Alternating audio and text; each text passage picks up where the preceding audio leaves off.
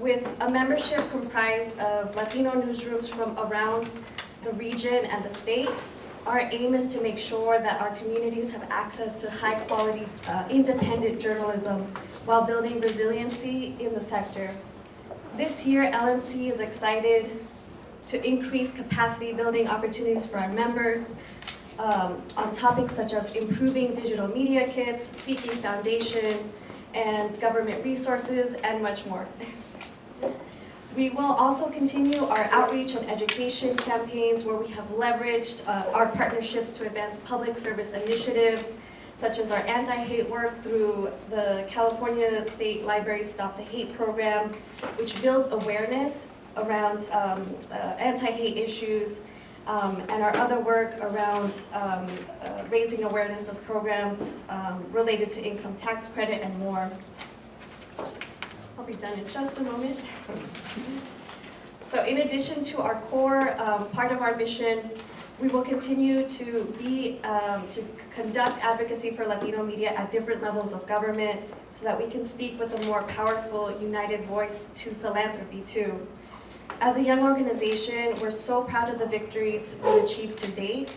Some of our policy wins include the following: the establishment of $25 million for a first-of-its-kind statewide fellowship program out of UC Berkeley. A couple of our fellows are actually here today, Gladys and Michelle, through that program, as well as advancing AB 1511, an ethnic and local media legislation that designates 50% of state advertising to ethnic and community media. In addition, the introduction of an LA County motion that commits to increasing funding for ethnic and community media and more is also part of our body of work in the advocacy realm.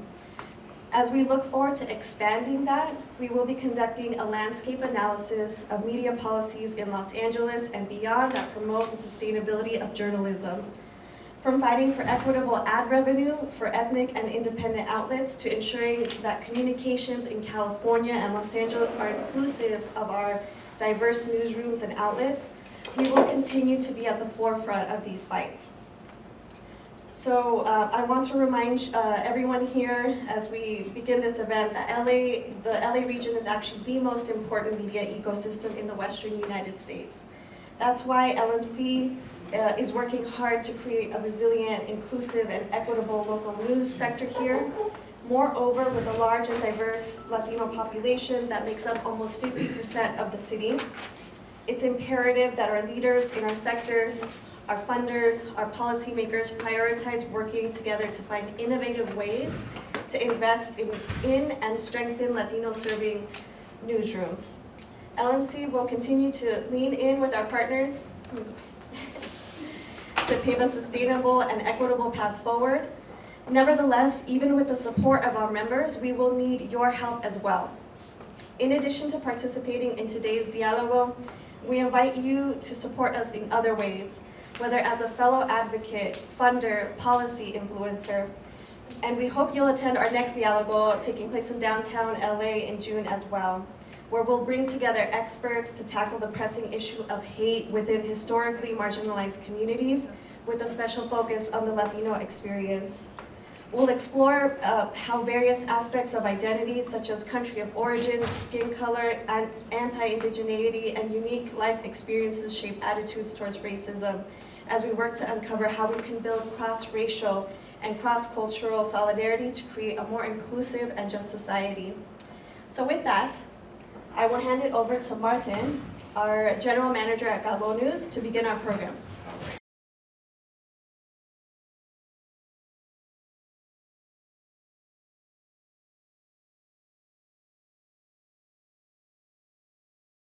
So I'm actually I'm speaking for Arturo Carmona, who's the president of LMC. He's stuck in traffic, so as many of you guys know, there's a lot of traffic coming in, and so hopefully he will be here. We're hoping he gets here soon.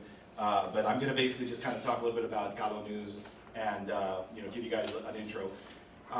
As you all know, and I'll thank you for coming to our second Diálogo. That's first and foremost, I know. Our first Diálogo we had downtown LA.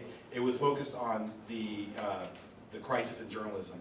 And with this one, our goal is to really talk about not a crisis, but the potential and the future of Southeast LA. And so that's hopefully what we're going to get across today with our panelists, and hopefully with questions that you guys are going to ask, and we're hoping for a true diálogo. And so the Diálogo series is something that we created where we wanted to make sure that we were interacting with the community and talking to, coming to the communities and, bringing what we're doing to different areas. CALÓ News started about 2 years ago as an initiative of the Latino Media Collaborative. And in that 2-year period, we've really grown a lot. Our team is pretty much over here. So we've got, let me actually stand up. Let me introduce our team. I wanted to make sure that everybody, so Amairani, say hi. Hi. Brenda and Denise is over there. She's our editor. And Michelle and Gladys are our fellows from Berkeley. So it's a small team that we have, but really powerful and doing a lot of good work. So hopefully you all have checked out our website, calonews.com, and you've read some of what we're putting out there. And hopefully you guys follow us on social media, because that's really where we're doing a lot of our work and trying to connect with the community. So back to Southeast LA and why we wanted to do the Southeast LA initiative and what we wanted to do with CALÓ News. I spent the first 10 years of my life in Huntington Park, and the next 10 years of my life in Bell. Went to college, and then I came back and I taught 2 years at Bell High School. So I taught back at my alma mater. Who, if there's any, there's a couple of Eagles here, right? No? Any? Oh. So congratulations on the baseball team winning the city championship, right? First major, I think first major championship since 1953 or something like that. So Southeast LA is really important, and it's an area that's special to me and in my heart. As we all know, growing up, if you grew up in the 80s and 90s in Southeast LA, nobody knew where Bell was. Anytime I said where I was from Bell, it was always, Bel Air, Bellflower, and then finally they come around, by the 710, by the bicycle club, yes, Bell. And they finally, kind of figured it out. After the scandal in Bell, that really put us on the map for bad reasons. And we're trying to move away from that. We're not going to talk about the past. The goal is, how do we put SELA, and we didn't call it SELA. I'm not sure when that happened. When did SELA start being a term? 2010. And that's great, because now it's a word that people are using, and we're talking about the future. We're talking about a renaissance of the community that has young leadership that's developing, collaboration. And I've gone to a few of the SELA Collaborative meetings, and the organizations that are here now that are working hard to try to bring together the community and try to build resources, opportunities. It's amazing. So you guys are doing some great work. And you all know Dr. Wilma Franco. I'm sure you all know.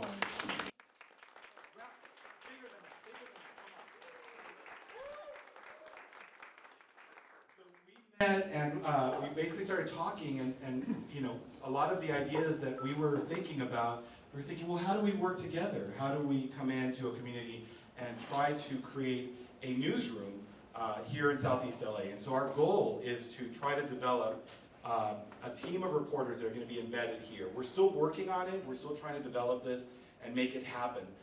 And events like this is really how we're going to try to get that to happen. Hearing from you, talking to the community, and making sure that your voices are heard and what we're trying to create. So that's really the goal of today, is to talk about the future. What is happening? What are some of the plans? How are people coming together, collaborating? And one of the things that's really exciting is that they're also talking about leadership and creating young leaders for the future, so that it's not just now, but really a group of people that are going to continue the progress and the work that you guys are doing. And so that's really what I'm excited about, and I want to report on that. I want to make sure that we're reporting on these stories from within the community. And we already have been doing a lot of stories on Southeast LA. So if you go to our website, you can definitely see some of the content we've been creating, but we want to do better. Our goal is to definitely increase that and improve that. So with that, Arturo will probably make it to the end, so I'm sure he'll have some more items to add to that. So let me introduce our panel and have them come up here. I know these chairs are a little wobbly, so I'll have to help some of you up here. But so let me see. Where's my list of folks? So Cristina Sanchez, if you want to come on up, Vice President. You all know who she is. Vice President, Public Affairs at Altamed Health Services. And the bios are in the program, but I'm going to go over a few of this. Since joining Altamed in 2021, she has built the Public Affairs Department to lead the oversight of all multifaceted public relations and media initiatives. Altamed Corporate Social Responsibility is also under her direction. Prior to joining Altamed, Christina was senior partner of the Milagros Strategy Group, a full-service public affairs firm, a 2-time Emmy Award winner, and seasoned media and government affairs practitioner with over 25 years experience in broadcast media, communications, with an emphasis in Spanish language public affairs. She worked at KMEX, Channel 34, and I'm going to kind of go through this, but she also is served as a consultant for the Altamed Art Collection during its tour in Mexico in 2018. All right, a lot of stuff there. Okay, next, our next panelist, Emma Hernandez.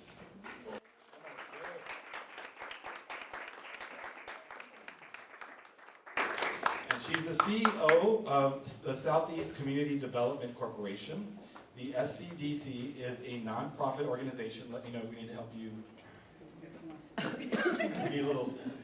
Are you getting this on film, by the way?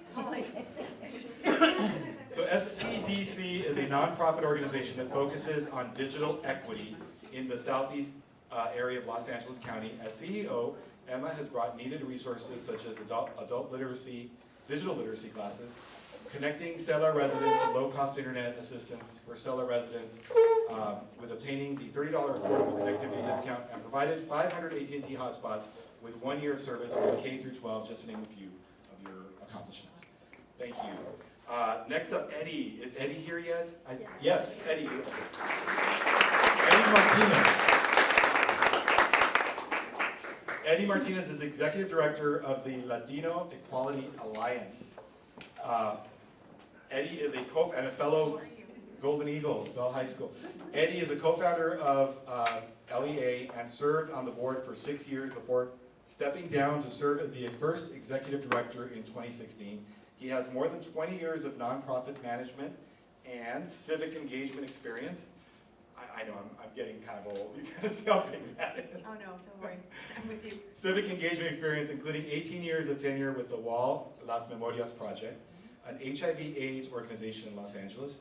Eddie is currently serving as the Los Angeles Ambassador for the Johnson & Johnson Health Equity Innovation Challenge, and was recently appointed by Supervisor Janice Hahn to serve on the first LGBTQ+ commission for the County of Los Angeles. And Mr. Martinez is also a council member for the city of Huntington Park.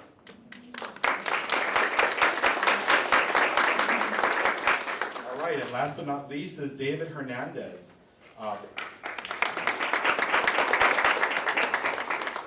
President and CEO of Night Flare. David Hernandez is a filmmaker, musician from Huntington Park, and a community leader working alongside artists and organizations from his SELA community and LA County.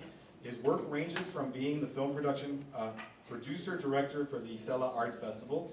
He has worked with the city of Linwood, Huntington Park, Metro, Los Angeles, Turnaround Arts, LACMA, LA Promise, the LA Promise Fund, and is currently the media partner for the SELA Collaborative. If you go to the website, a lot of the videos, if not all the videos, and there's great videos, I'm sure you've all seen that, but anybody from CALÓ News, if you go to the SELA Collaborative website and you look up all the videos, there's great interviews with leaders in the community and things that you guys are doing in the community. David was an integral part of making that happen. And I want to hear a little bit more about the first official international film festival you're working to try to bring to the community. Yeah. Okay, well maybe we start with that.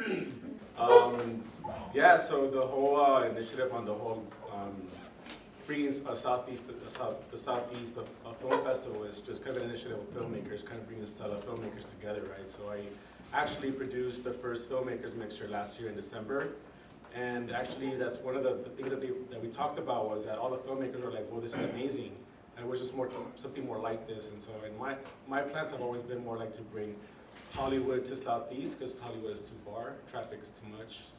So it's like, why can't we just have something more established here in Southeast that kind of just also not only highlight the artists, but the filmmakers that are from Southeast LA, but also East LA, South Central, which is South LA now, and bring them together, and kind of work together on bringing this whole collective of being able to, what Martin is talking about, right? Like the youth collectively working on what should be next for this whole region.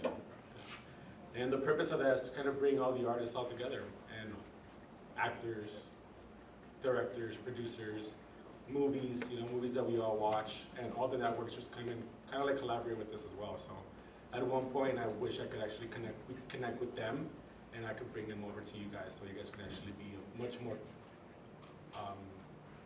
connected. Yeah. Great, thank you. And so let me jump a little bit on one of the topics we wanted to kind of talk about is redefining the narrative. And Southeast Los Angeles is shedding its unfair label of corridor of corruption, which I don't want to ever hear. We should never talk about that again. And embracing a new identity as a community of resilience and potential. We recognize the past, but we want to focus on the future. With a predominantly Latino population, SELA is rewriting its story by uniting under new leadership and collaborative initiatives. So let me kind of put this out to the panel. What does this new leadership look like, from civic leaders to grassroots and local nonprofit organizations to the business community? Like, what are you guys seeing? Who are some of these leaders? Eddie, you're one of the leaders in the community. What are you seeing around that's developing? What kind of leadership, and how are we progressing on that? Well, I definitely see a lot of synergy. I see a lot of folks stepping up to be active in their neighborhoods, to be active in organizations. Also under the leadership of Dr. Franco, you've been able to put together all these people with different ideas, different walks of life to come together and to have this energy to have more of a greater impact in the community. I see a lot of building of power. I see a lot of young leaders stepping up to be creative and redefining who we are. And I think this is such a great experience that we're seeing here in the Southeast. Well, as a young leader yourself, what got you into running for office, or how did that work? I don't know, I'm that young, but I own it. The truth, I spent most of my life living away from Huntington Park after college, and in the city of LA, working for the Wallace and Morias, I learned the power of community organizing. I learned the power of creating policies to create those systemic changes. And when I came back to Huntington Park about 10 years ago to help care for my mom, I brought those tools, I brought those skills with me. And so I saw there was a need to turn these blighted properties into green space, and I worked with the local youth to start a petition drive. And through the power of the petition, government responded, and they turned those fields into green space. And I think that's how I got involved, and I think that's what took the attention of a council member at Huntington Park who asked me if I wanted to run. I said, sure, I'll do it. And next thing you know, I have 2 jobs. That's awesome. You're not Mexican unless you have.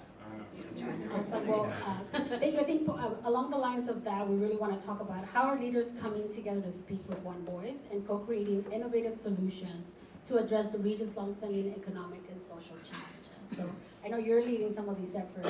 Cristina, so you want to share a little bit more? Absolutely, and I'm going to actually start with a little bit of Martin's question earlier, is what's being done to change the narrative? This is it. This is the continued efforts of coming together, shedding light, all shining our light into one space. But at Altamed Health Services, I feel we are synonymous to SELA because we have a big footprint here. Although we started down the street in East Los Angeles, we know that here providing quality care, culturally competent care to our communities is very important because health is wealth at the end of the day.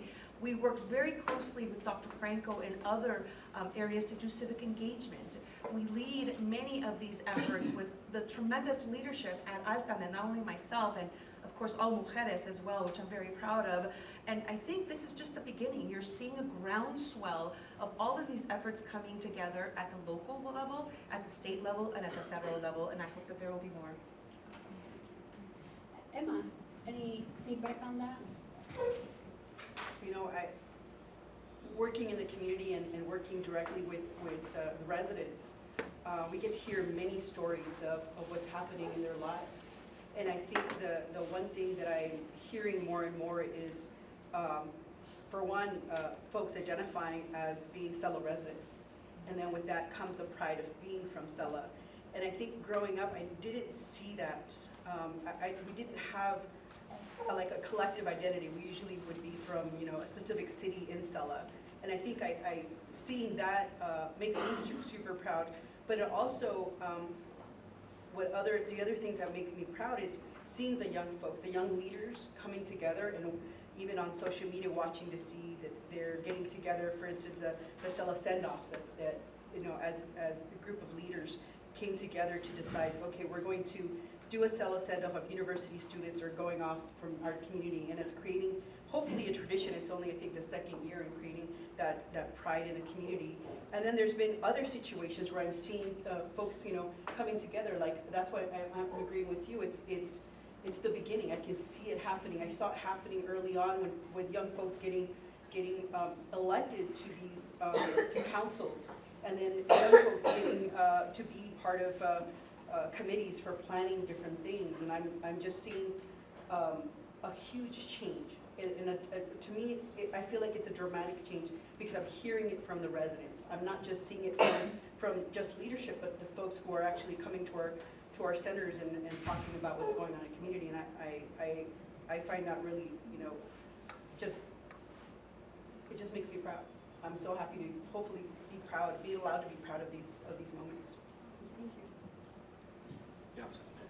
Yeah. So let me kind of throw out a question that's a little more about tangible actions that maybe you've seen that were led by grassroots initiatives and community-led projects. Are there some things that you can talk about that are kind of, you know, really sprung out from the local community? Anybody can kind of jump in on this one. Things that you've seen sprout from the community. Some of the, I mean, maybe what you talked a little bit about, you know, and some of the projects you're working on, David. Yeah, I think one of the big ones would be Anthony Aranda's initiative, which is like bringing Southeast LA artists together for the SELA Arts Festival, and just all the artists and community members get together and work on putting this whole amazing festival for the community itself, and so that way they can all have a piece of what SELA is all about. You know, so I think that's really a big picture of who is SELA, and it's the SELA Arts Festival at the Lower River Bed. That's amazing, just because at the end of the day, it's not only being led by community, but it's also being led by officials that really care about its community. I think very important, my days at Univision, I remember that we would cover, I felt like we needed to have a bureau in SELA because we would hear when El Tri would win and Huntington Park would go crazy. Now they go crazy everywhere.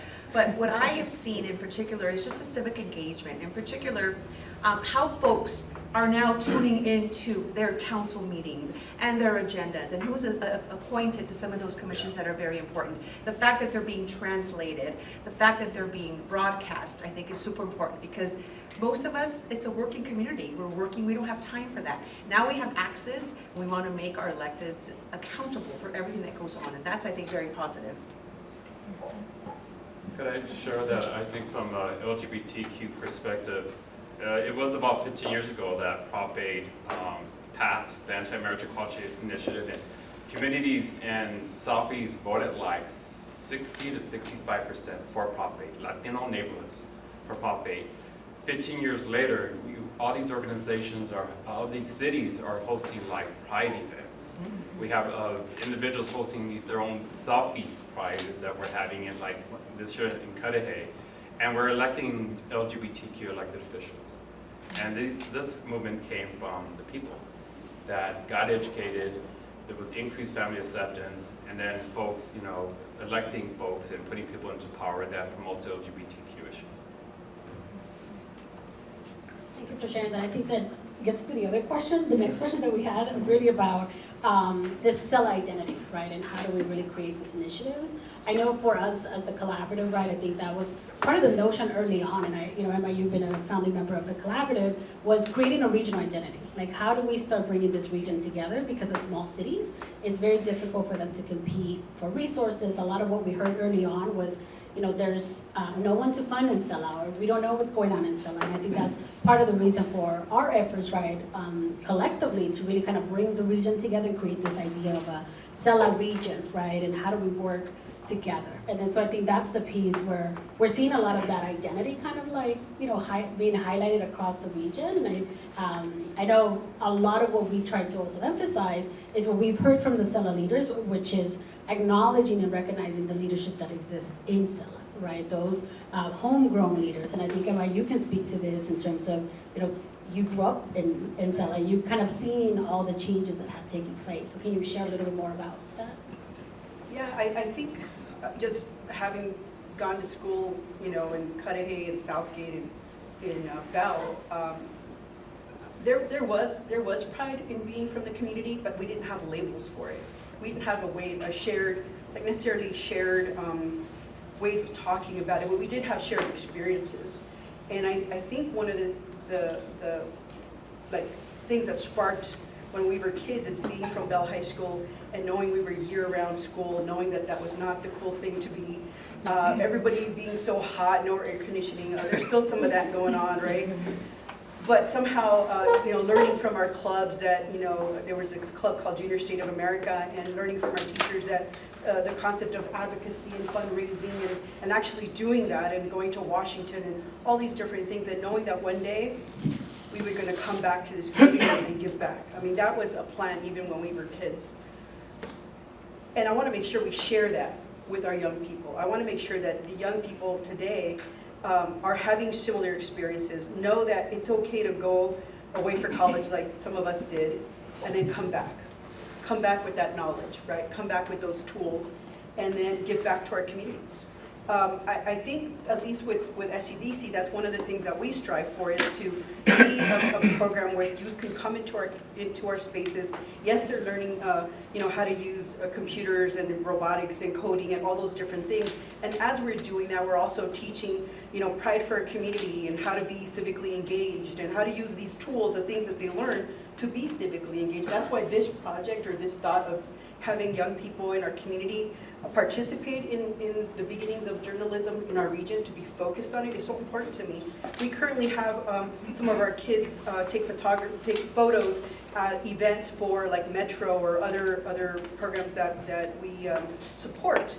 And I want to make sure that they're taking photos in the way that they can represent our community, right? The photos that are taken are things that the way they see it through their lens. And then they are sharing that, right?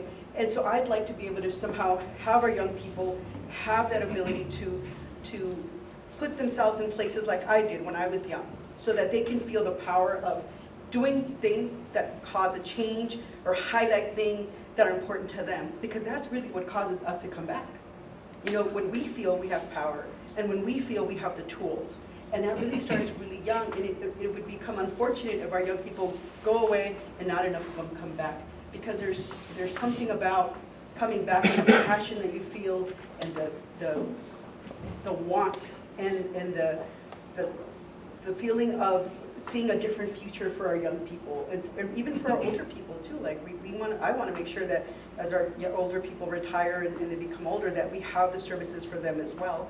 But I think that doesn't just come from growing up here, but certainly we need some of those folks to go and come back.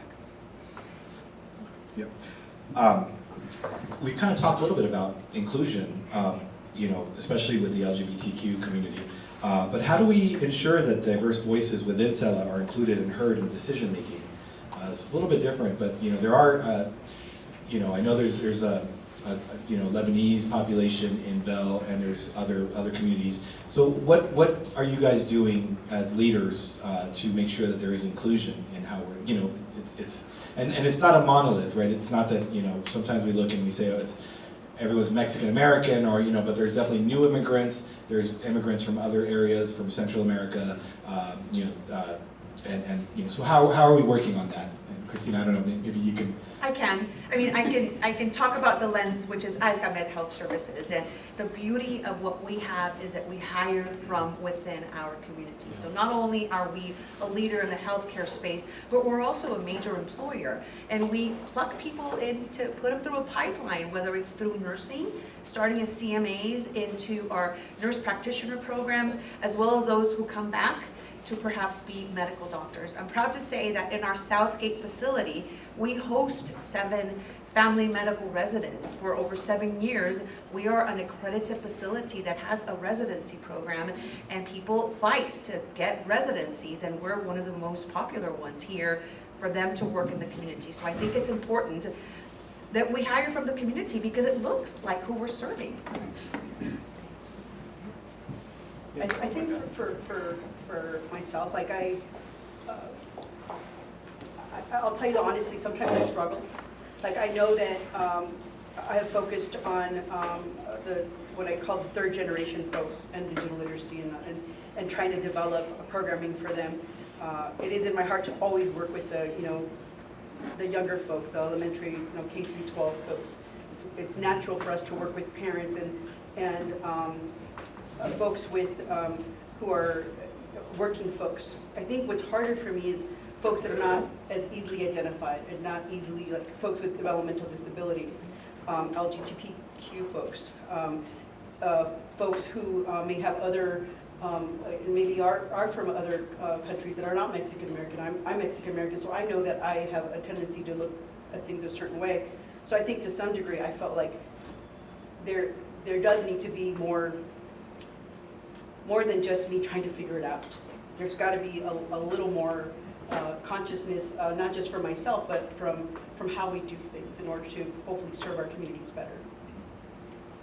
Well, I want to say that it's important that we give space for leadership development, especially among young folks, because they're the ones who are going to be the next leaders. They're the ones who are going to step up and advocate for when folks like me are, elderly.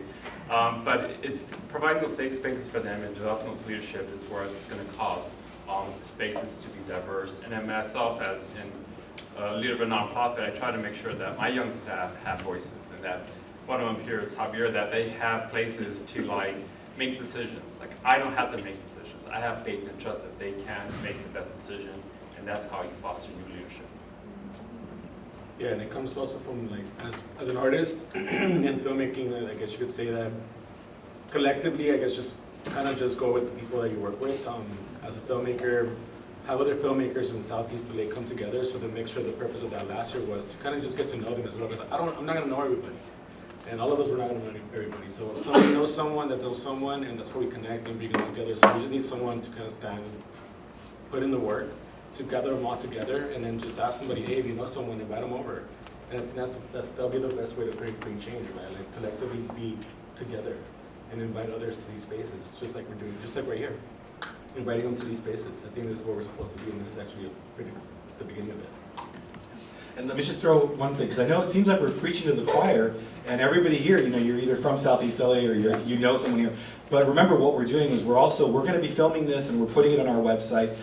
Brenda's going to be reporting on this tomorrow. So we do want to try to spread this message across to other people that maybe don't know and aren't here. So thank you for mentioning that, spreading the word. I think that was a great segue into our next kind of portion of this, which is really more focused on leadership development, right? And really thinking about the future, right? We know, and I think when, Martin and us talk about what's needed for SELA, right? And I think, we've always said that, when it comes to media coverage, this is a desert. Like, our communities are not being covered, and there's a lot of beautiful things that are taking place in SELA that are not being highlighted, right? And then so one of those is the development of all these new leaders, right? And who's coming into these spaces that are homegrown. And then so to any of the panelists that want to kind of get us started, what does this new generation of change makers look like? I think the work that I love the most that we're working on is our youth development program. So we have kids who start as young as 7 years old, 6 and 7 years old, and some of them actually now are, in from when I started, they're in high school or in college now. And it's really neat to hear the stories of them being, and seeing the pictures of them being so young and now being older. And one of the things that we've always emphasized is project learning and teamwork and critical thinking and all those concepts that, theoretically which are supposed to build young people who are leaders. And I say theoretically because when we started, for me it was theoretical. I was just doing things that were evidence-based that would result hopefully in leaders. And now seeing the young people, not only that, working for us and watching them make decisions and have their own ideas and how they want to, I'm the executive director, the CEO, but the true work is done by them. And I always feel like to allow them to lead where we go is going to get us to better outcomes, and I'm thinking of the ways that we should be doing the work. And then we watch how they're now running like the summer camp program and the after-school program, and what they are now replicating from when I was first running that program, and I could see the things that they're replicating are the things that they are that they hold on to. They said that really helped me, so I'm going to keep doing that. And then they're looking for, well, we need to really focus on, and they start focusing on other things that they want to make sure the kids, like back in the day, I couldn't provide food for after school or for summer camp. So now they went out and they found how to get food to the program, and they took on the leadership of doing the research and figuring out and making it happen. I'm hoping, and I tell my staff is, I don't expect you to stay with SCDC forever. I expect you to find a place to go and to lead somewhere else. Because that's really like the ultimate for me, is to see them, you know, they're already grown up, but to see them be leaders in different spaces and to some degree take some credit for some of that. But really the credit goes to them, that they are powerful, they are intelligent, they are risk takers, and they're out there doing these really amazing things. And so that's to me the pride and joy of the work that we do. Yeah, and I could touch a little bit on the change on how the new leaders can actually take action. It's us creating those spaces, you know, that media department of news, right? Bringing the reporters that are out there that came from SELA but are not in SELA because we don't have that foundation here, right? So if we start creating those spaces where we actually create a media department, a studio, a journals place, and as well as like anything that comes into like workforce development on that sense of what we need, like we don't have because we have to venture out somewhere else. That's where we start. We create it here in SELA and then bring them back home. Bring everybody back home and we just start creating that infrastructure. I'm going to add to that really quickly because all of this is great work. The investment of who's actually funding these programs, and that's what's necessary. So I think foundations are going to be key. Yeah. How much is being invested, our corporations, that's what's going to make the difference for these programs to continue to succeed and to thrive. How many of you know what the median age of a Latino in the United States is? Anybody? Median age of a Latino in the United States. 11 years old is the median age of a Latino in the United States, which tells you what's the future look like. And if we're not investing in those communities, particularly SELA, we're not developing that next generation of leaders. And let me jump off that a little bit, because I was a teacher, and my wife is she's an educator too. You know, I've worked within LA Unified. Let me throw out something about, you know, the schools in our community. How do you guys, anybody want to comment on the direction that schools are going in?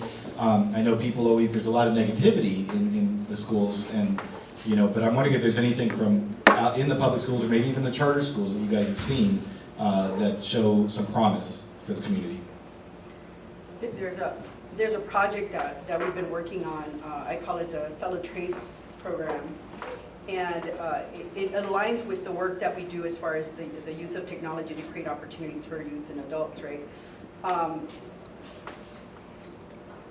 Bell High School is going to be 100 years old, and they have these workshops that are old-time workshops, like the big workshops for woodworking and metal and automotive and so forth. And we've been working really hard on creating a collaborative between the school and a couple of nonprofits and some unions. Because what happens is that LAUSD has a great CTE program, a career technical education program, but we don't know exactly how many kids graduate or get certified in the end. And if they do get certified, do they get a job somewhere related to that certification? We don't really know. That information isn't provided to us. We'd like to make sure that we are involved so that we can help fundraise so that when, because it will happen, Bell High School will get renovated. It's gonna happen. That it gets renovated in a way so that we keep those workshops. So that technology that is coming down the pipes, whether it be manufacturing or robotics or journalism or whatever the case may be, that our kids have the equipment and the tools, and that they actually are encouraged to follow through with these certifications, so when they're done, whether you go to university or you go to trades or whatever career you choose, that they're ready. And I see that as a huge potential for so many reasons in SELA, metro line coming in and, and just all, I don't know what else, so many things coming in. And we'll have the first right of refusal, but it won't matter if our kids aren't ready to take those jobs. And so I see the huge potential. And first, Bell High School is interested. We were able to get a foundation to do a first initial minute investment. Thank goodness for that. We've been able to get the interest of unions, right? And I'm hoping that we are able to grow that. And I see that as if we could create a model from that and maybe get it at Southgate and Maywood and all these different cities, then we can potentially avoid some gentrification by having our kids do the work. So I see that as a, like, my heart is in it. I believe it can happen. Like I said, my own personal opinion, I think the most successful schools are the ones that have the strong partnership with outside organizations that could provide that wraparound care. I believe that academic success starts from home, and then you walk from that, walking from home to the school, and what happens at the school, it's a journey. And so, schools that recognize that, we got to figure out how to make the streets safer, healthier, with more resources to support the family. Those schools tend to have very successful students who go on to college. And so I think it's a very holistic approach, and we got to think about the environment outside school and inside school that's going to make it very successful. That concept of, what do they call community schools? Community schools. If that comes through and there's more of that in our communities, I think, yeah, we can make that happen. This might be controversial, but do you think that in the same way that SELA gets ignored by the rest of LA a lot, do you feel that LA Unified, the district, is just so big that a lot of times Southeast LA or the region of LA Unified here gets ignored? Their needs aren't really reflected by the larger, it's 600,000 kids, and I wonder how much attention is paid to Southeast LA. I would say yes. So when I was in high school, it takes a teacher to step up what programs you want for the school, and it's then for them to take it to the board. And so I remember being in high school, there was this program called the Human Services Academy, and that kind of brought a group of students together and be part of that academy to teach them about their work and the jobs that are going to be available for them in the future, and the choice that they have that you want to take, and they'll teach you based on those roles you want to take, aside from the general education that you need. So I think that was amazing for the program that I entered, and it was pretty much sign up. I was in class, I think it was in my freshman year, and they had offered, it's like, hey, there's this program, did you want to be in it? I'm like, let's go in. I'm interested. I think it was the best choice I ever made, because it gave me a much more broader perspective on how an interview is going to be taking place, doing a resume and so forth, being able to how to speak to people, presentations, what's going to be the next thing at what you're going to see later in the future after high school. So I think that was an amazing program that I'm not even sure if it's still around. It's just that I've not been connected in schools for a very long time. I can tell you that the high schools that are part of LAUSD, or the schools that are in the SELA area, do feel very ignored, by the way. Yeah. However, I go back to what Eddie said, the public-private partnerships are what's going to make a difference. The leadership at each school is also what makes a difference. At Altamed, we partnered with the Southgate High School to provide behavioral health services at school, because we're dealing with a generation that, first of all, mental health is still a stigma within our communities. That's not something that we seek immediately. We're providing it once the teachers identify a student who is in need of it at school. And so again, those programs came to us by the school, by the city, the leaders, and we make it happen with some private money as well. I just want to add that when you look at LA Unified School District, the Southeast schools are at a disadvantage. My Latino Quality Alliance, our main office is in Ball Heights, and we've been doing work in Ball Heights for like 12 years. I can see the difference. I can see the difference. Ball Heights has so many resources and so many connections that supports the local schools, but the Southeast does not. And during the whole LA Unified School District redistricting, you saw that difference.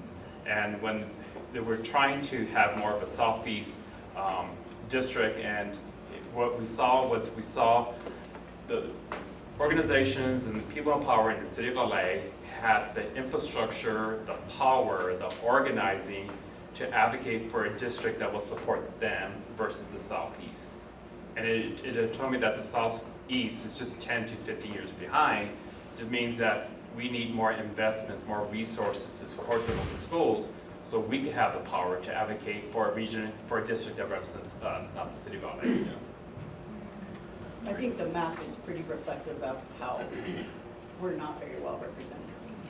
I would also highlight, when it comes to education, SELA does also have 3 school districts, right? So the majority of SELA is LAUSD, but we also have Linwood Unified and Montebello. And then, so I think when we're talking about education, we also, for SELA, right, it's not just this one district. We have to work with across all these municipalities, but also geographic areas when it comes to some of these larger issues. Create a SELA district.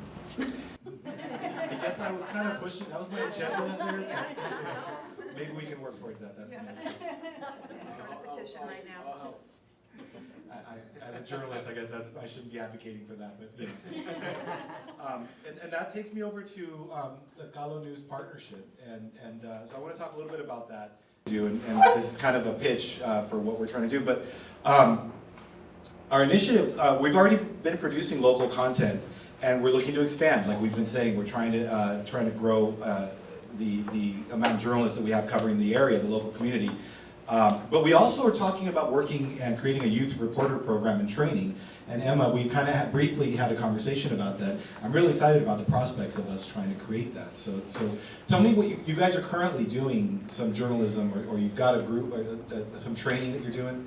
Right, so we in the past and more recently, we've taught the basics of intro, like ethics, the ethics of journalism, and good sources versus not so good sources, and then that's technical stuff, how to podcast, how to create a podcast or video and things like that. But our goal was to test out, what are the kids truly interested, and they're definitely interested. Now what I'm trying to do is to build our capacity to actually get funding and more technical assistance from community from folks in journalism to help us with that program, because that's something that I think requires a lot of expertise for folks who actually know how to do that work. Yeah. We have the tools, we just don't have the expertise. And David, are you engaging some of the younger? I haven't yet, but the plan is to basically bring a film academy to actually engage with the youth and teach them about film and bring other filmmakers from all over the world to be able to teach these workshops. That's the plan to bring to SELA. That's also in the works. Okay, great. Well, thank you guys for your insights and for the conversation. Now, I'd love to open this up to the group here to make this a true dialogue with the community. So please, there's a lot of journalists here, there's a lot of people with their own experiences. Some of the young folks that we've been talking about are sitting here in the audience, so if you have any questions or you want to make any comments, now's a good time. Anybody? Yes? Well, my name is Cesar. I'm a freelance writer most of my life, and in fact, I used to cover the area for a couple of chains of community newspapers. And without banging on a dead horse of corruption and looking into the future, my question to you is, what is being done to truly prepare the new leaders, the present and new leaders, to avoid the mistakes that have happened?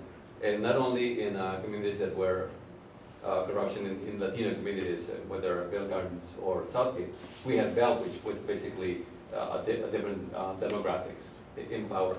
My question is, what is being done specifically to avoid that and prepare the new leaders for the region? I could actually say a couple words on that. Actually, the SELA Collaborative kind of puts an initiative of collectively bringing community together to kind of speak on some actions that happen. And that's actually one of the best things that's been a part of SELA so far since they came around here. Brings not only artists, but also community leaders, and as well as also residents and even people that live around our neighbors. And they kind of just inform us of what's going on. And then after that, for me, it's more like I'm also a person of you also have to take the time out of yourself to find out what's going on if you want to make change. So you got to take the initiative out of yourself to go in these spaces and go find out yourself as well. So I'm also an advocate for that. Don't only leave it to other people informing you, but inform yourself. This definitely is a need for political education. I think it's important for residents to understand how government operates, understand the system, understand the rules and the laws and regulations. Don't allow social media to be your source. You know, talk to elected officials, talk to folks who are in city government, talk to the city manager, look for opportunities to join the commission so you can see how the city operates. And in those areas of political education, really, we got to really emphasize to be honest and truth and be compassionate to the community, and let those be the values that allow you to govern in the Southeast. I'd like to add, I did mention the fact that transparency and holding our elected officials accountable, and you have seen it since the unfortunate series of events that happened in the SELA region. However, I think it's important to nurture our journalists, and for those of you that are here, Cesar, Jacqueline, to be a journalist is to really fact check, okay? To get all sides of the story. So many people now are citizen journalists, and it's their opinion and they're editorializing, and not necessarily putting the facts through. So it is important for us to know the misinformation that is coming through and make sure that your sources are good ones to be able to get all that information and be civically engaged, as you said. As it relates to the leaders, I think the light is still shining on this area as it relates to no missteps. And people are still watching. I gotta believe that the DA probably has somebody here all the time, making sure that everyone is still straight. So. And the LA City Council is taking a little bit of the spotlight away from us too, right? Oh yeah, big time. Some things that I noticed practically of how this is, some things that have happened that I noticed that are helpful in hopefully keeping our folks, honest. I've noticed, for one, compared to who was elected in the past, I've noticed that folks who are being elected now are more likely to have an academic education. And I think that's very helpful because I think they're better at deciphering, how to govern. Budget. How to read a budget and so forth. But in addition to that, I've also had conversation with multiple community leaders, and I was really happy to hear them seeking out education themselves, like their own training, like talking to a lawyer and finding out what the staff is telling me, to do X, Y, and Z. I'm talking to a lawyer consulting to find out if are they telling me the truth? Because I think in the past, sometimes they were relying on folks who were, having other motivations. I've heard multiple folks say that, and I find that very helpful. I also noticed that more and more of our cities do have online meetings going on, so you can observe. I'm not sure that enough people are watching.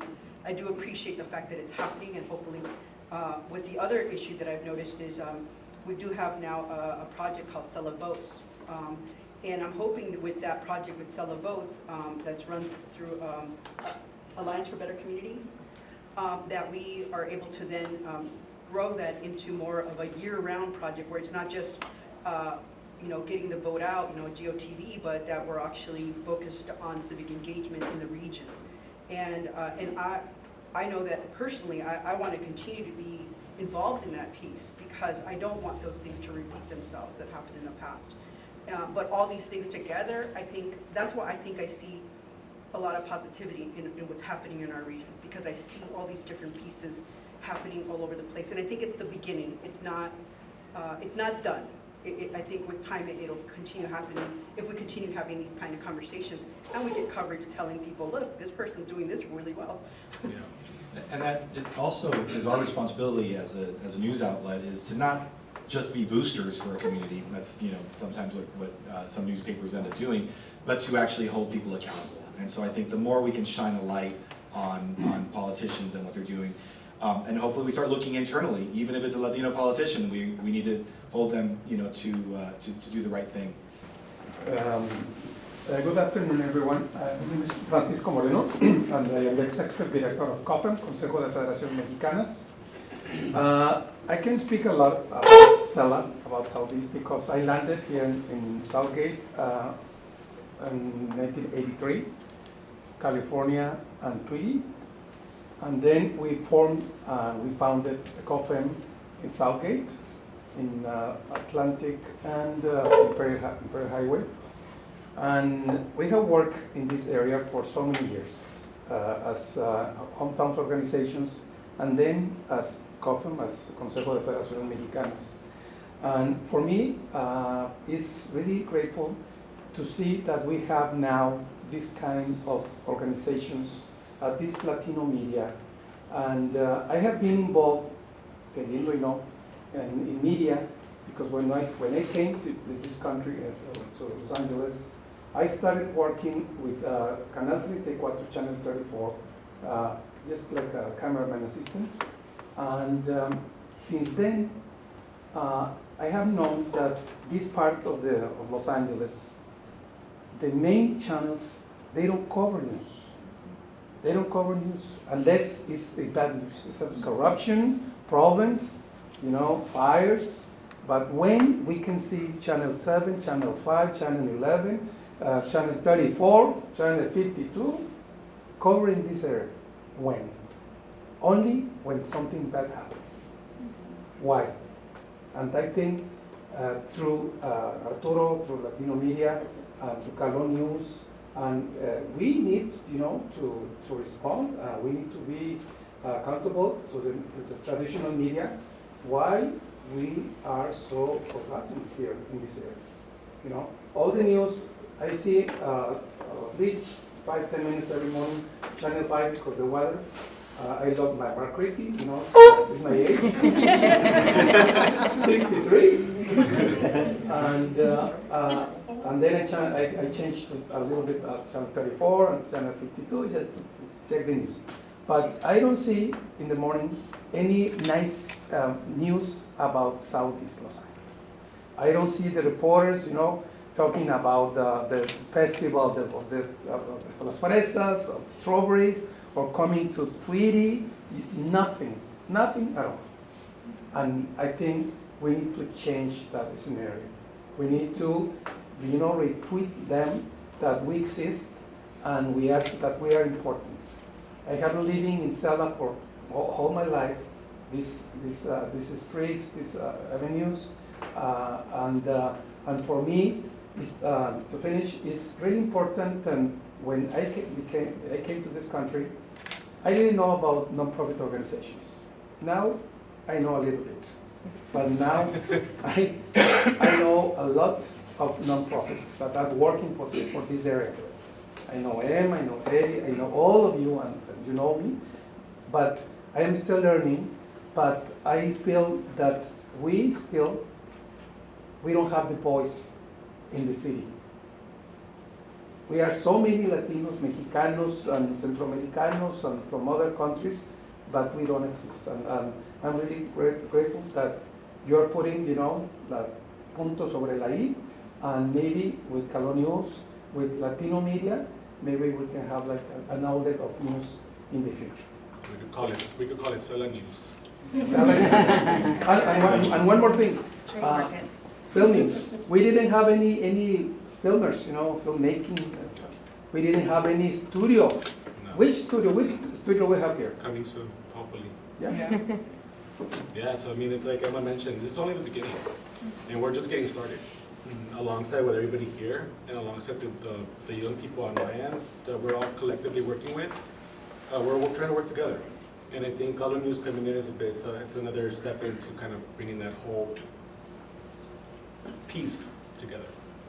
So hopefully with this we can actually start sharing those stories and highlighting the good news, and hopefully start taking out the bad news just little by little, That's right. But it comes from us too, right? Because I feel like sometimes we aren't, like I see other cities and I see like they have these banners when their kids are going off to college or to the military or whatnot, and I'm like, oh, these are not in our city, and I see, like I don't see, there's no SELA banners, there's no SELA, I don't know. So I feel like sometimes it starts with us too. Like we need to celebrate ourselves and others will then follow.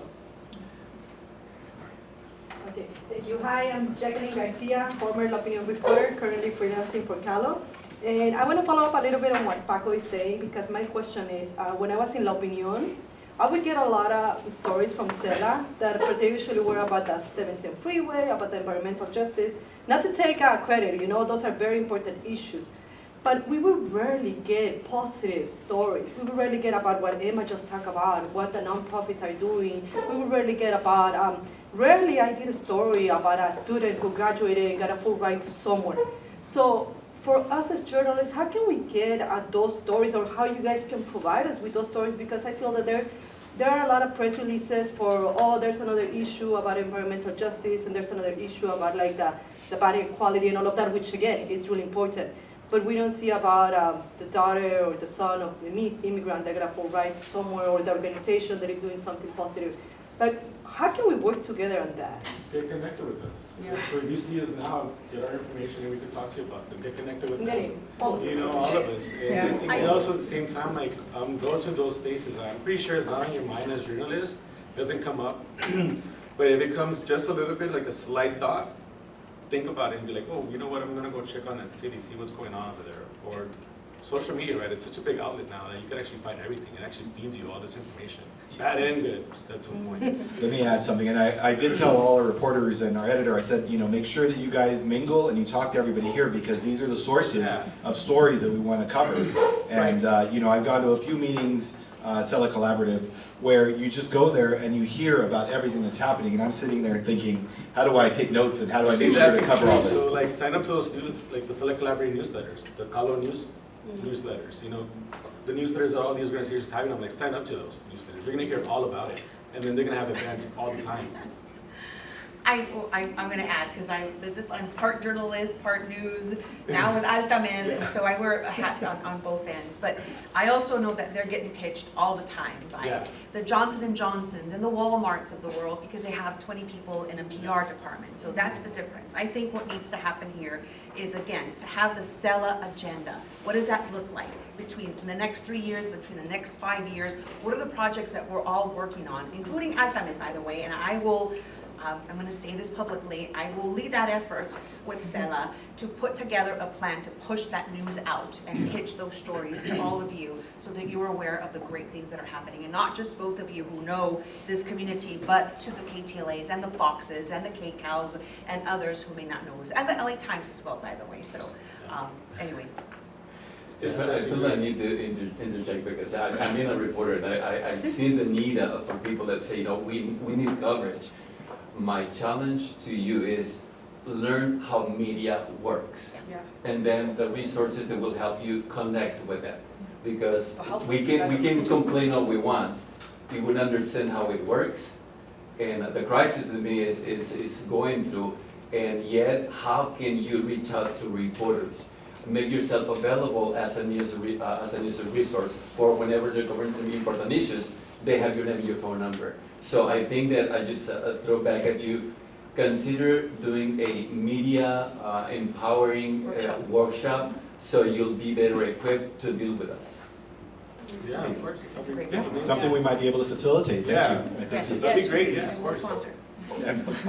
I was actually going to suggest that, because I felt like sometimes we don't know how to approach media, right? Yeah. And I think it's learning those pieces, like also building trust, like knowing who. I think here in SELA we tend to serve as that kind of convener, right? And we know a lot of the organizations, right? But that's also, there's only 4 of us, right? And then so when we're getting an influx of you know, conversations and calls, and it's hard to kind of push it out as well. And then so I think it's part of that is like, how do we build those relationships with you directly, so that it's, you know, hey, you have my cell phone, like, you know, I can call you, make yourself accessible. But I think part of it is also, how do we work with media? Like how, like what's that process? What does that look like? So that it's not just like us learning that, but that then we can also build capacity within our own organizations and continue to kind of share that knowledge. So my name is Abraham Navarro. I'm one of the freelancers for CALÓ, and it's super cool to have community members here. Eddie, like it's super interesting to hear about your experience getting involved in your city council, because that's honestly something I've been thinking about recently, getting involved in my own. For Clarence, I'm not from SELA, I'm from West Covina, which is a little bit out there. But like still I guess my question would be like, what advice would you have for somebody like me, a young Latino who feels very much like a young Latino in this country, you know, when approaching like a role like this, if I were to want to go and get involved in a committee or something like that. And additionally, a question I have, and I don't know if you'd be able to answer it, but how would I be able to still operate as a journalist if I were to be in that, because, you know, going through schooling, you're told about conflict of interest and bias and all these things, you know, how would I be able to report my community, you know, as a city council member? Yeah. I would say there's two ways to get involved in your city of West Covina. I'm sure there's commissions. So there's, you could apply to be a commission, and through that space, you could like learn the process of being in city government and all that. Another way is just get involved and do some grassroots community organizing on an issue that's important to you for your neighborhood. You know, whether it's illegal dumping, or you want more green, or you want to see less liquor stores. There's something you could do, like you could organize or attach yourself to an organization, start a petition, and get its signatures, and then present it to city council for that change.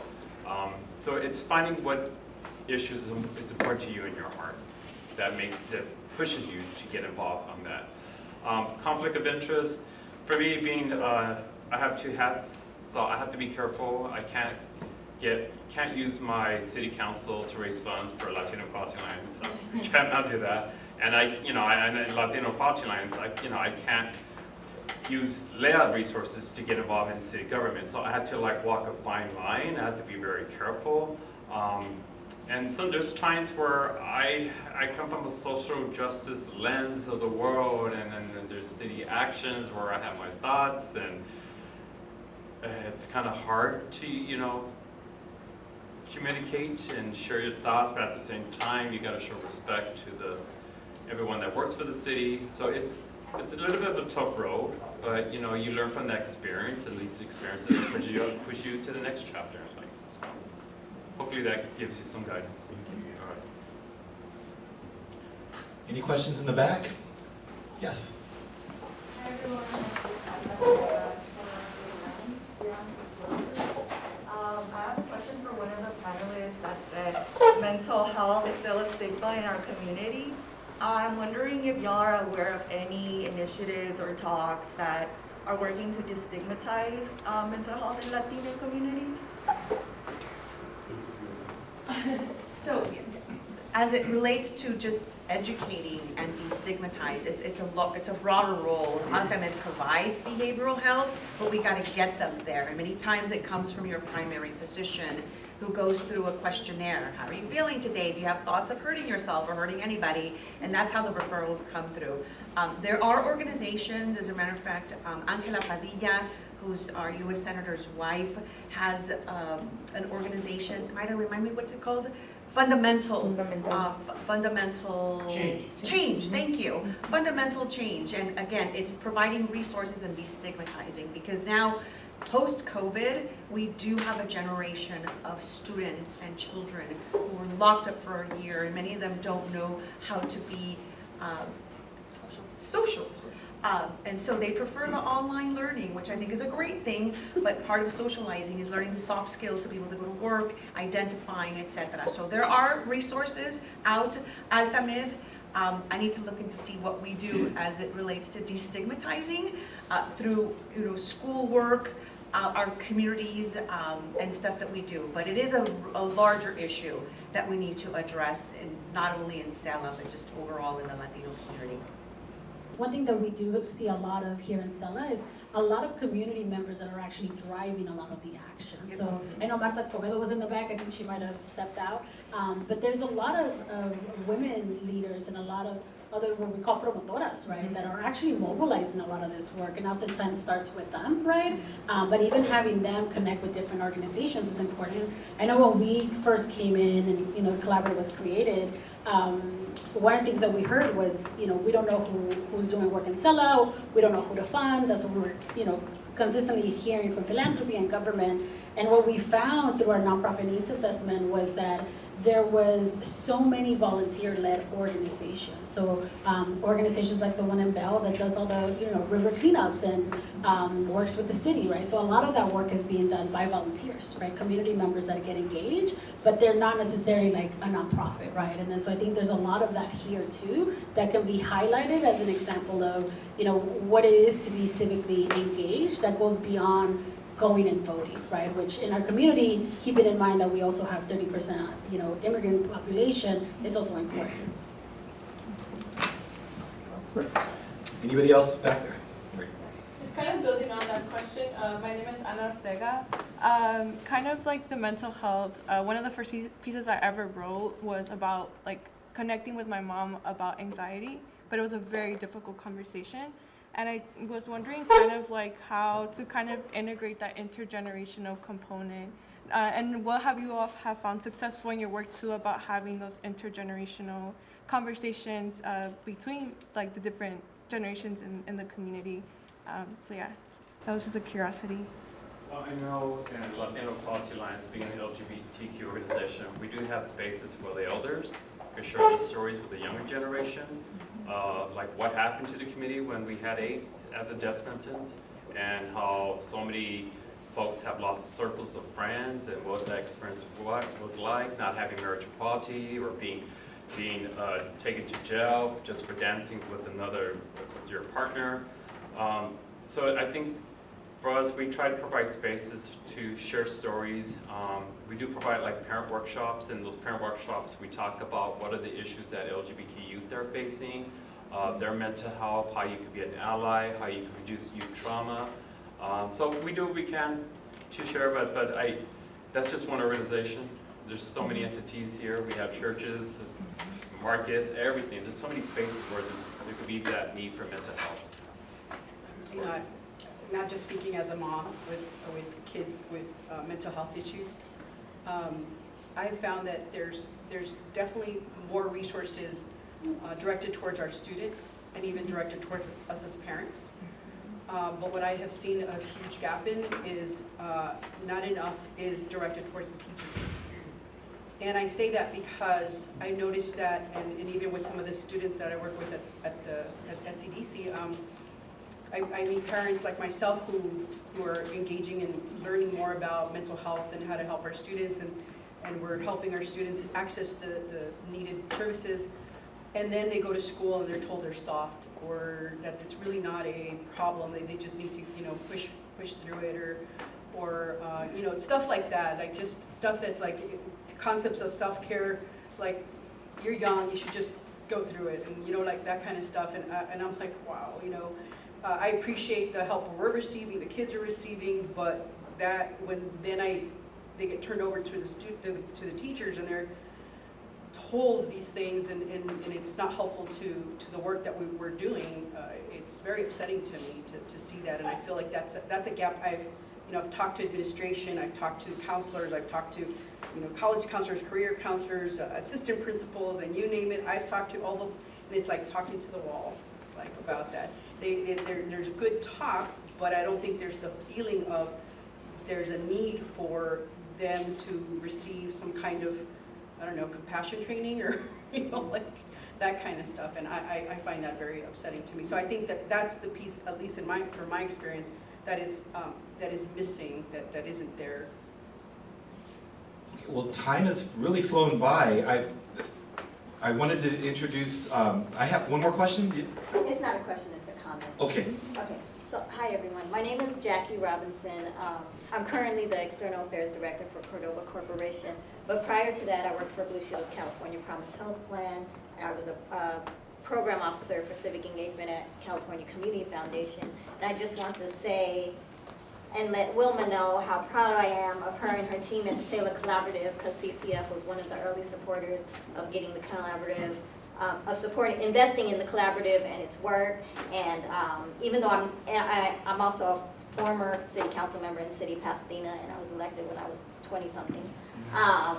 And I just want to say that the work that all of you are doing, like it all works together, and a lot of the conversation that I'm hearing today reminds me of discussions that we have in Pasadena, even though, people tend to think of Pasadena as this, rich city with, the Rose Parade and everything else. Like there are certain areas of Pasadena that, don't have the resources and need advocates and people from the community like myself or like yourself to run for the city council and be advocates, because the community, born and raised there, you grew up there.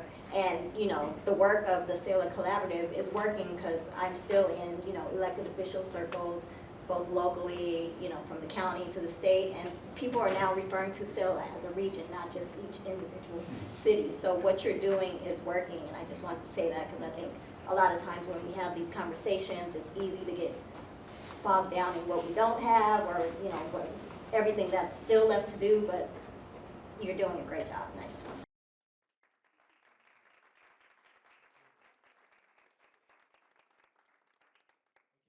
the panelists. Thank you guys for... Thank you for your questions. Arturo Carmona, I see you back there. Come on up. I want to introduce you. He's our leader and was stuck in traffic, so he wasn't able to get here early, but I'm sure you have some words to... I was listening in, so I took copious notes. Okay. Here, why don't you introduce yourself? Hi, everybody. Thank you all for coming to this powerful conversation. I heard most of the conversation. It was really enlightening and frankly inspiring. I was born and raised in Southgate. We don't have a hospital in Southgate, so I was born in Downey, but we raised from birth here in Southgate. And just hearing the depth and the complexity of, you know, just the organization and issues that we're talking about here is refreshing. And so with that, I'm going to give some closing remarks, but I really want to welcome our final speaker of the day. His name is Ciriaco Pinedo. He's the CEO, Dr. Ciriaco Pinedo. He's the CEO of the Mexican American Opportunity Foundation. He has a very rich history of advocating for our communities in multiple sectors, including education, housing, and now leading one of the largest and most important organizations in our community, providing critical services for the elderly, for young families, and really a set of holistic services. So I really wanted to just ask him to come up and join us and give some closing remarks.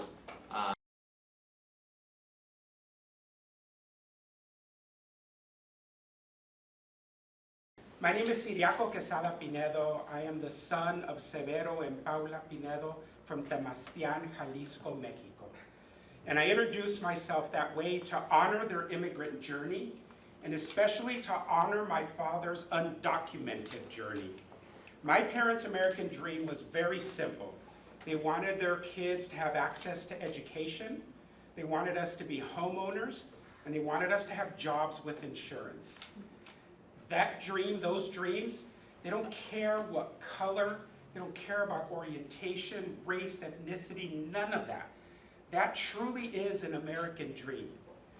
But growing up in an under-resourced community, in an under-resourced family, that dream wasn't always realistic. It's not what I saw around me.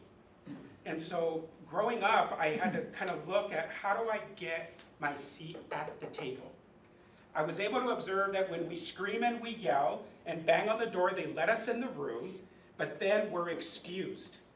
And the conversation, the discussion, and the decision-making happens oftentimes outside of our presence. I'm a firm believer that access delayed is access denied.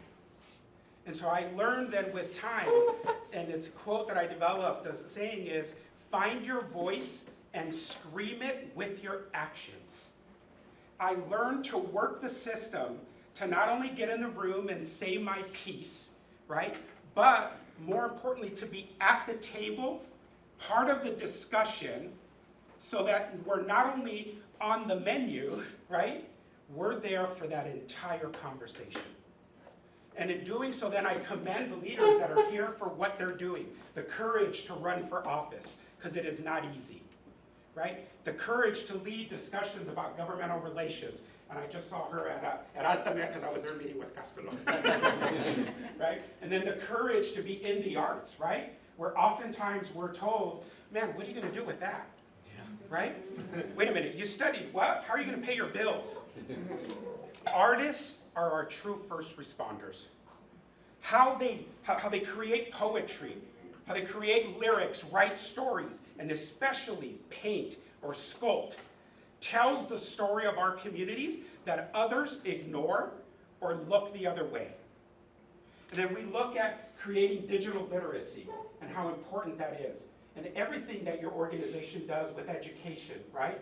And especially being a voice that the community has said, shut up, sit down.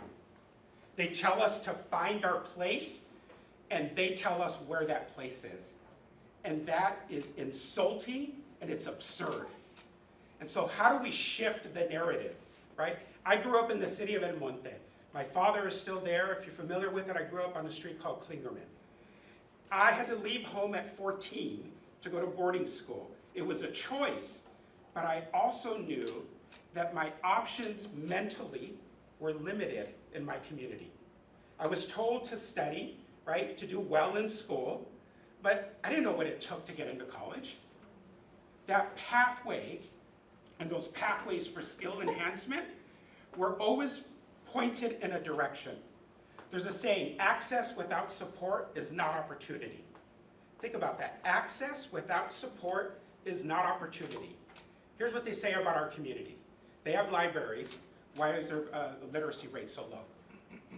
They have a job center. Why is their unemployment rate so low? There's housing there. Why don't they live there? Why don't they do all the why don't theys? First of all, that's my trigger. When they say those people, right, that's a trigger for me. Because what they're saying is they don't see me, they want to homogenize me, and they want me to fit into their box because it makes them more comfortable. And when we succumb to that pressure, and we accept the direction and the placement that they tell us where supposedly we belong, we now have surrendered power. And when you surrender your power, you give up on a dream. I love telling people to dream. I love telling adults to dream because they look at me like, are you crazy? When is the last time you thought about a dream? And if you closed your eyes and pictured yourself fulfilling that dream, what would it look like? When I close my eyes and think about the communities in which I live and that we get to serve, right? I then immediately get frustrated because I think about affluent communities and all of the resources that they have. I think about affluent communities and you talk about getting involved in commissions, right? I served on a planning commission in the city where I live, served on the Youth and Family Action Committee as well. When I sat at the planning commission table is when my eyes were open about the power that comes and how you help to design and create a community in which you want to live, work, learn, and play. That's where you can help to design your future. And it takes courage to get involved because when you make an unpopular decision, they come after you. I was in the bank, years ago, I was in the bank, I was trying to take care of something. We had just had a decision about some housing project in the city, and this man came up to me and started yelling at me in the bank, right? And I was like, man, God, do I owe this guy money or what? The visceral reaction that this man had, the anger within him about a housing decision that truly didn't even impact him because he lived up in the hills, and this was in the down part of the community, the way he said it. The down part of the community. When we talk about looking down on people and places, that comes from a position of power. That's why words matter. That's why when somebody says illegals, I get upset. And what I usually tell them is, why does the ESL guy have to give a grammar lesson? If we think words don't matter, respond in like and in kind. I don't recommend doing it, right? But there's another saying that I like that I've really tried to live my life by. And that is, I will not remain silent so that you can remain comfortable. I will not remain silent so that you can remain comfortable. When you make someone uncomfortable, it forces them to look inside. Maybe not at first, but eventually they have to look inside because they triggered something. Discomfort leads to change. And no major social change ever happened with permission or by invitation. Never by permission, with permission or by invitation.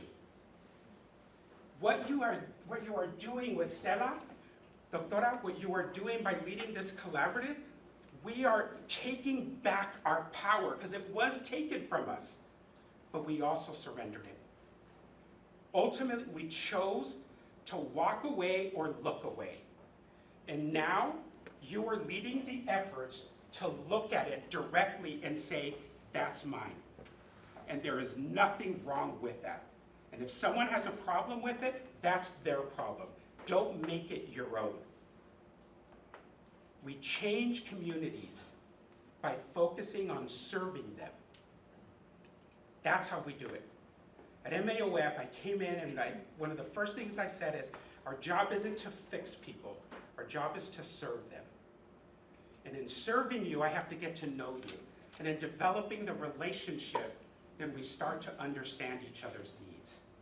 When you know someone's need, I hope then that your heart opens up to want to help.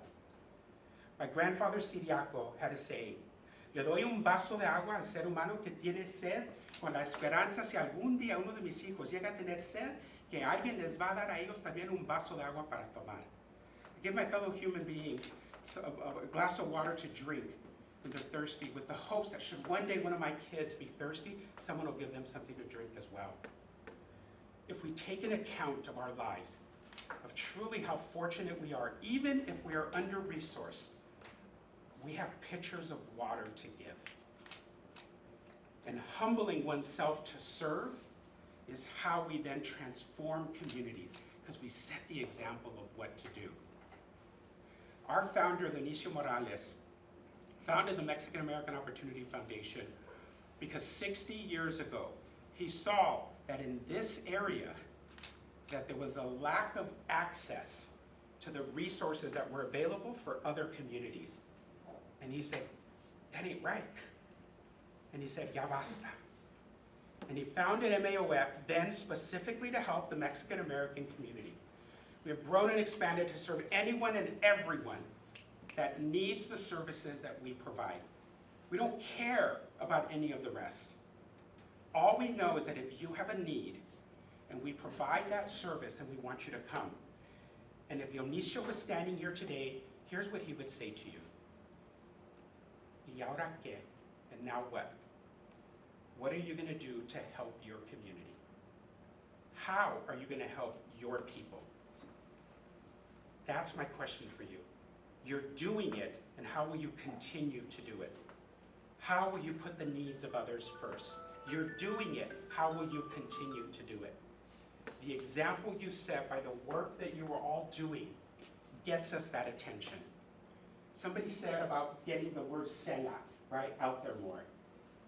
Demand that our elected officials do it. I know you do it because I've heard you say it, right? We have every right to demand. You get 100% of what you don't ask for, right? Ask for it. And if they'll say yes, and maybe they will, and maybe they won't, then you ask again. You're absolutely right about holding accountability, holding people accountable. We have every right to expect that. And you do it by managing behavior first. If you try and manage an attitude, you're going to fail every time. You be specific about the behavior that you want, and that behavior hopefully becomes a habit, and then that's how you shift the mindset. There is a psychology to this. We have access to all of those resources and tools. Let's continue to use them to transform our communities. MAOF is committed to being present and to being of service. We are expanding and we are growing. The last 2 years, we've grown by almost $100 million. $100 million. We have an operating budget right now of about $255 million, about 900 team members. We're in 8 counties, and very soon we'll be expanding into 2 more counties. I see the day where MAOF is $1 billion operation serving every needed community in the state of California. And that's how we take back then our future. That's how we predict our future, because we are part of the planning of it as well. Estamos aquí para servir. We are here to serve.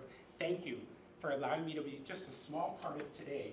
But what I heard this evening, and especially from the questions, is that you care and that you want a future that is bright and that is ours. Please, please continue the work and let us know how we can support you as well. God bless you. Thank you.